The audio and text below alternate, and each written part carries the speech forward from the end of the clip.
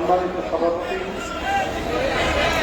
এখানে উপস্থিত রয়েছেন শিক্ষকদের দীর্ঘদিনের দাবি আদায়ের সপক্ষে একজন সোচ্চার নেতা, সংগ্রামী নেতা অধ্যক্ষ সেলিম ভূঁইয়া, এবং তার সাথে রয়েছেন আরেকজন সংগ্রামী নেতা সেলিম মিয়া সহ এখানে অনশনরত সারা দেশ থেকে আগত শিক্ষক শিক্ষিকাবৃন্দ, সবাইকে আমি সংগ্রামী সালাম জানাচ্ছি। আপনাদের দাবি দেওয়া নিয়ে আমি এর আগে বেশ কয়েকবার এ বিষয় নিয়ে আমি নিজে চিন্তা ভাবনা করেছি এবং জানার চেষ্টা করেছি যে আপনাদের দাবি দেওয়াটা ন্যায়সঙ্গত কিনা। তো আমি দেখেছি এটা শতকরা 100% ন্যায়সঙ্গত। আজকে অত্যন্ত দুঃখ লাগে,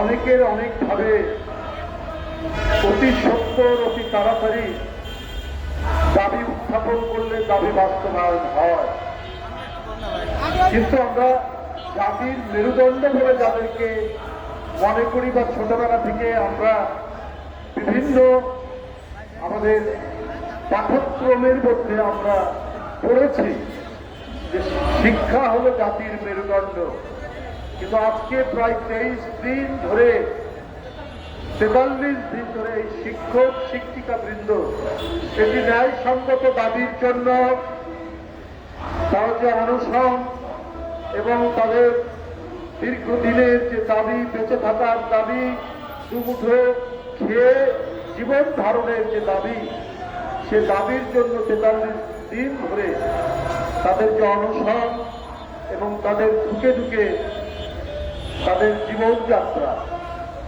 এর প্রতি উদাসীনতা, এর প্রতি সরকার প্রশাসনের যে উদাসীনতা, এতে আমার মনে হয়েছে বাংলাদেশে শিক্ষা জাতির মেরুদণ্ড নয়, শিক্ষা জাতির ডেঙ্গু রোগ, শিক্ষা জাতির অসুস্থতা, এটাই মনে হয়েছে তাদের উদাসীনতা দেখে। এতগুলো শিক্ষিত মানুষ যারা স্কুলে পড়াচ্ছেন, যারা কলেজে পড়াচ্ছেন, যারা মাদ্রাসায় পড়াচ্ছেন, যারা কারিগরি বিদ্যালয়ে পড়াচ্ছেন, প্রত্যেকটাই শিক্ষিত মানুষ। তারা আজকে ফুটপাতে বসে তাদের দাবির সপক্ষে অবস্থান করছে, কিন্তু ভ্রুক্ষেপহীন সরকার, ভ্রুক্ষেপহীন প্রশাসন। আসলে সরকার বা প্রশাসন যারাই আসুক, আমরা তো এই অন্তর্বর্তী সরকারের জন্য আমরা একটা নিরপেক্ষ সরকারের অধীনে একটা অবাধ সুষ্ঠু নির্বাচনের জন্য আমরা 16-17 বছর লড়াই করি এবং জনগণের প্রত্যাশা, আন্দোলনকারীদের প্রত্যাশা, গণতন্ত্রকামী মানুষের প্রত্যাশায় অন্তর্বর্তী সরকার।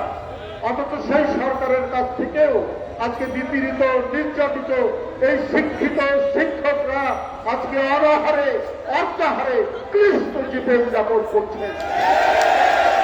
এই লজ্জা একজন দুইজনের নয়, এই লজ্জা এই জাতির, এই লজ্জা এই সরকারের। এই শেখ হাসিনা বিদ্যুৎ চুক্তি করেছিলেন ভারতের একটি প্রাইভেট কোম্পানির সাথে।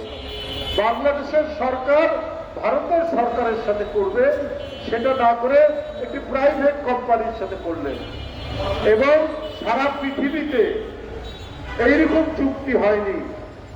সবচাইতে বেশি দাম দিয়ে প্রতিটি বিদ্যুৎ ইউনিটের সর্বোচ্চ দাম দিয়ে সেই বিদ্যুৎ চুক্তি শেখ হাসিনা করেছিল। ডক্টর ইউনূস সাহেবের সরকার সেই চুক্তি কিন্তু বাতিল করতে পারেনি, সেইভাবেই টাকা দিতে হচ্ছে। বাড়তি টাকা, জনগণের টাকা, জনগণের পরিশ্রমলব্ধ টাকা, এই টাকা দিতে হচ্ছে। বেসরকারি বিদ্যুৎ কেন্দ্রগুলি ওরা বিদ্যুৎ উৎপাদন না করলেও তাদেরকে ভাড়া দিতে হবে, এই টাকা ধানপুর থেকে আপনারা সরকারকে দিতে হয়। ওরা এত লাভসাহেব যে ওরা বিদ্যুৎ উৎপাদন না করলে ওদের ক্যাপাসিটি চার্জ দিতে হয়। আর এই নন এমপিভুক্ত শিক্ষকরা ফুটপাতে রাস্তায় গড়াগড়ি দিচ্ছে, লুটোপুটি করছে। এদের জন্য সরকারের টাকা বের হয় না, এদের জন্য কোনো নীতিমালা তৈরি হয় না। অর্থ উপদেষ্টা সাহেব আপনাদেরকে চিঠি রাখে, আপনি কেন জানি গরিব মানুষদের পক্ষে থাকেন না। আমি যখন কৃষি ব্যাংকের চেয়ারম্যান ছিলাম, রাজশাহী কৃষি ব্যাংকে চেয়ারম্যান থাকার সময় নওগাঁয় একটা বিরাট বন্যা হয়েছিল। আমি পুনঃ অর্থায়নের জন্য, রিফিন্যান্সিং এর জন্য তখন গভর্নর সাহেবের কাছে চিঠি লিখেছিলাম। আশা করেছিলাম যে গরিব মানুষের কথা, বন্যা উপদ্রুত মানুষের কথা ভেবে সেই সময় বাংলাদেশ ব্যাংকের গভর্নর, এখন অর্থ উপদেষ্টা, তিনি টাকা দেবেন। কিন্তু যে টাকা চেয়েছিলাম একটা টাকাও তিনি দেননি। আমি ওই জন্য বলেছি, গরিব মানুষের প্রতি এই অন্তর্বর্তী সরকার হলেও এরা তাদের দিকে তাকায় না,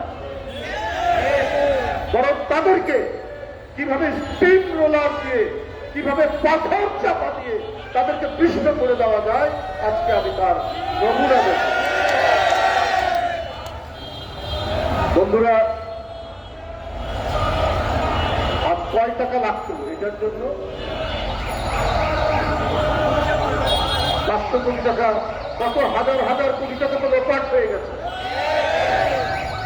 কত শত শত কোটি টাকা তো এখনো বাংলাদেশে কয়েকজনের বাড়িতে খোঁজ খবর করলেও তো পাওয়া যায়।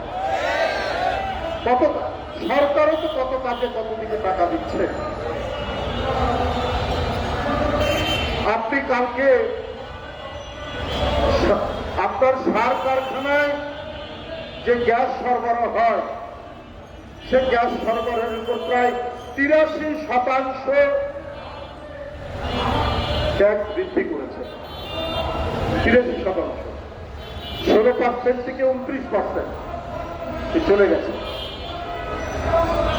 অর্থাৎ এই সার কারখানায় যে গ্যাস সরবরাহ হয়, সেই সরবরাহকৃত যে গ্যাসের উপর 83% আপনারা কর ধার্য করেছেন।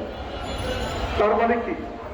তার মানে এই কর ধার্য করার কারণে সারের দাম বাড়বে, কৃষি উৎপাদন বিপন্ন হবে, কৃষি উৎপাদনের অনেক খরচ হবে, কৃষকরা আরো বেশি বিপন্ন হয়ে পড়বে, আরো বেশি টাকা করের মধ্যে পড়বে। এই সরকার তো জনগণের সরকার নয়, এই সরকার তো গরিব বান্ধব সরকার নয়, এই সরকার তো শিক্ষক, কৃষক, শ্রমিকের পক্ষের সরকার নয়। এই সরকার তো এমন একটি সরকার যারা যে মাথার মধ্যে তেল দেওয়া আছে সেই মাথার মধ্যেই তেল ঢালে। এইটা হতে পারে না, এইভাবে চলতে পারে না। অন্তর্বর্তীকালীন সরকার সব রাজনৈতিক দল সমর্থন দিয়েছে। সব রাজনৈতিক দল মনে করেছে এই সরকারের অধীনে একটা অবাধ সুষ্ঠু নির্বাচন সম্ভব। আমাদের সে বিশ্বাস এখনো আছে ডক্টর ইউনূস সাহেবের সরকারে। কিন্তু আপনার অন্যান্য উপদেষ্টারা জনগণের স্বার্থে, জনগণের চিন্তার সাথে তাল মিলিয়ে তারা কাজ করছেন। তারা অপাত্রে তেল ঢালছেন। যার মাথা শুকনো, যার মাথায় তেল পড়ে না, সেই মাথায় তেল দেন না। এইটা কোন কার্যকর সরকারের কাজ হতে পারে না। অনেক দিন ধরে আমি জানি এই নন এমপিওভুক্ত যে শিক্ষা প্রতিষ্ঠানগুলো, তারা অনেক দিন ধরে তাদের দাবি দেওয়ার কথা বলছে। কিন্তু সবসময় আমরা দেখেছি ওই যে কথাটি বলেছেন, কারা এখনো এর ভিতরে ঘাপটি মেরে আপনার এই লাল ফিতার দৌরাত্ম্যকে আপনার বলবৎ রেখেছেন, বজায় রেখেছেন, এটাও তো চিহ্নিত হওয়া দরকার। এটা চিহ্নিত না হলে আমি ভারতের পশ্চিমবঙ্গেই দেখেছি বেসরকারি শিক্ষা প্রতিষ্ঠানের শিক্ষক শিক্ষকরা বেশ উঁচু বেতনে তারা চাকরি করেন, কিন্তু বাংলাদেশ যেন গোটা পৃথিবী থেকে বিচ্ছিন্ন। এমন ধরনের আমলাতান্ত্রিক জটিলতা, লাল ফিতার দৌরাত্ম্য এখানে রয়েছে যে উপদেষ্টা মহোদয়রা তারা কি অসহায় বোধ করছে নাকি আপনারা তাদের উপর নির্ভর করে কাজ করছেন, এটা মানুষ জানতে চায়। আজকে শিক্ষা মন্ত্রণালয়, অর্থ মন্ত্রণালয় আজকে যদি জনগণের কথা ভেবে তারা কাজ করতেন তাহলে এত দিন ধরে এই যে নিরন্ন মানুষ যারা প্রত্যেকেই শিক্ষিত লোক তারা আজকে ফুটপাতে তারা রাস্তার উপর দাঁড়িয়ে রাস্তার উপর বসে দিনের পর দিন তারা দাবি আদায়ের জন্য অনশন করত না। আমি অবিলম্বে বাংলাদেশ জাতীয়তাবাদী দল বিএনপির পক্ষ থেকে আজকে অনশনরত নন এমপিওভুক্ত যে শিক্ষকরা যে দাবিতে আন্দোলন করছেন সেই দাবি মেনে নেওয়ার এবং তাদের শিক্ষা প্রতিষ্ঠানগুলোকে এমপিওভুক্ত করার জোর আহ্বান জানিয়ে আমি আমার বক্তব্য শেষ করছি। ধন্যবাদ। বাংলাদেশ জিন্দাবাদ।